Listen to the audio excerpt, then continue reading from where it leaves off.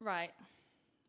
Dad, this is a question. What is the biggest mistake when people are trying to be a hero in their own life, in their own life story, but they end up broke or they lose everything?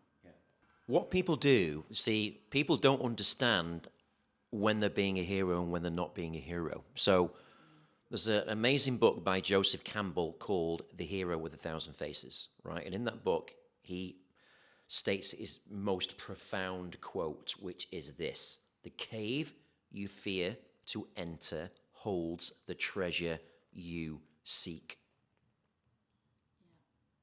So every hero has a journey should they choose to take it, right? And to give you a modern day version of the hero, imagine the hero is Luke Skywalker, right? And if you remember Luke Skywalker and you've seen Star Wars, Luke Skywalker had all this ambition and excitement and wanting to change his life, but he also had a lot of fear, right? And what he did, if you remember the film at the beginning, he was 17 years old. He was a farmer. He worked on his uncle's farm as a farmer, but he had all these model air spaceships and he wanted to fly and be a space pilot and leave the planet and fulfill what he thought would be just a fighter pilot or something like that. And then his uncle kept telling him he couldn't leave. He says, "Dad, come on, Uncle, come on, I want to go with my friends." He says, "No, you can't do that right now." But of course, his uncle wouldn't let him leave because he knew the truth about Luke Skywalker. So he didn't see. His uncle thought if he let him leave, that he was going to get killed, right? So he kept saying, "Just one more season, Luke, and then you can do what you want. You can join your friends." Okay. And so what Luke would do is he would complain about his circumstances. He would blame his uncle, blame everything else. And then one day, these two robots arrived in his life. His uncle needed help on the farm with automation, right? With AI. And this big traffic container where they sold like robots and stuff stopped at their farm. And long story short, they bought two robots, R2-D2 and C-3PO. And it was Luke's job to clean them up and get them ready for the farm. And C-3PO was this intelligent, wise, and kept talking and talking, but Luke was just ignoring it. And then he started cleaning this R2-D2 robot, and suddenly it played a video of a beautiful woman. And she said on the video, "Help me, Obi-Wan Kenobi, you're my only hope." And he's looking at the video, this princess going, "Oh my God, she's so beautiful, who is that?" And then suddenly, he played it again, and suddenly the video stopped, right? And he asked C-3PO, "Can you ask R2-D2, you're so stupid. Why? What do you mean, what video? Just played it." So he kind of lost memory of it, right?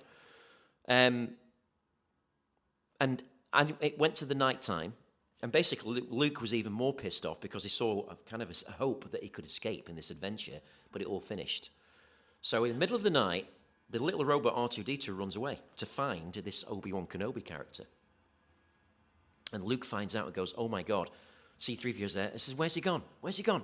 "Oh, I don't know." So he's always like this. So then Luke gets in his space kind of car and sees this R2-D2 on the horizon, and he chases after him and eventually catches up with R2-D2. But the problem is it's at nighttime, it's dangerous, and these sand people are kind of picking people off that come into their territory.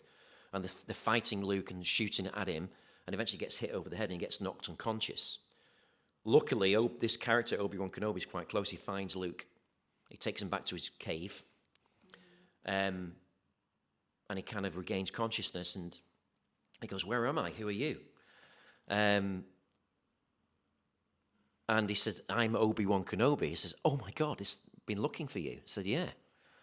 And he says, what's going on?" He says, "Well, this robot has found me because the person in the video is called Princess Leia, and she works for she's with what do they call, the Allies, and she wants help, but I don't know if I can go." And the more time Luke spends with this Obi-Wan Kenobi, he realizes that he wants to be Obi-Wan Kenobi. He wants to have his life, and Obi-Wan Kenobi tells him about how he fought battles, used the lightsaber, met Darth Vader, used the Force, And this goes on for hours and hours. And eventually Obi-Wan Kenobi says, I've got to go and help Princess Leia. And can you come with me, Luke? So, he wants to go, but he's so afraid. He said, no, I've got to go back to the farm and help my uncle. So, no, okay, no problem. Now, Obi-Wan Kenobi knows that something's happened to the farm while Luke's been with him. But you don't want to tell Luke. Okay? So, okay, just give me a lift to the next village then, right? To get a spaceship. So, Luke has to go past his house to has to go past the house to get to this town. So as he's coming back to the farm, he sees black smoke coming out the building. He says, oh, fuck, what's going on? And if it gets closer and closer and sees two bodies on the floor, he doesn't want to know. And he gets closer, he sees his uncle and auntie have been killed and they've been burned to death. And he's completely devastated. He doesn't know what to do. And he realizes he's got no choice. And he goes with Obi-Wan Kenobi, right? And he's crapping his pants because he wants to be a Jedi, but they only train Jedis from like 3 years old. He's 17, he's too old. He doesn't believe in himself. So he goes with Obi-Wan, he's got no choice. And they meet Han Solo in this bar, and eventually they get on the Millennium Falcon, and they go on this trip to save Princess Leia.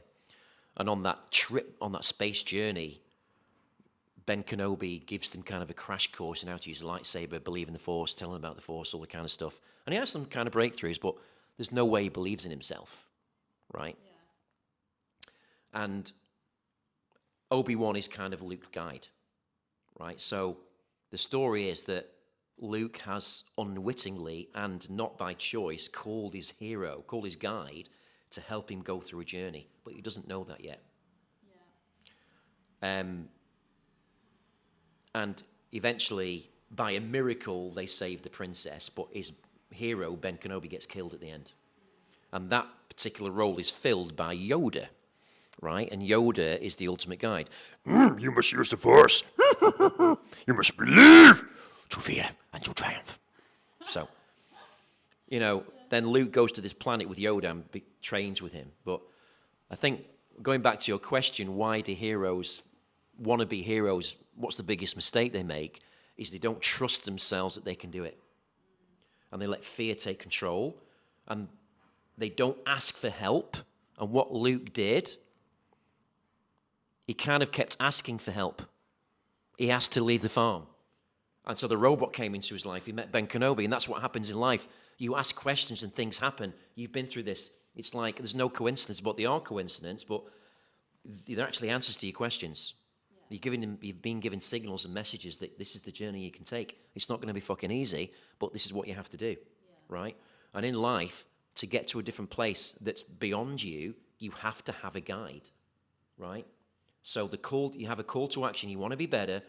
Then a guide appears to show you the way and gives you the blueprint, right? And you are going to go through hell because you're not going to be in comfort.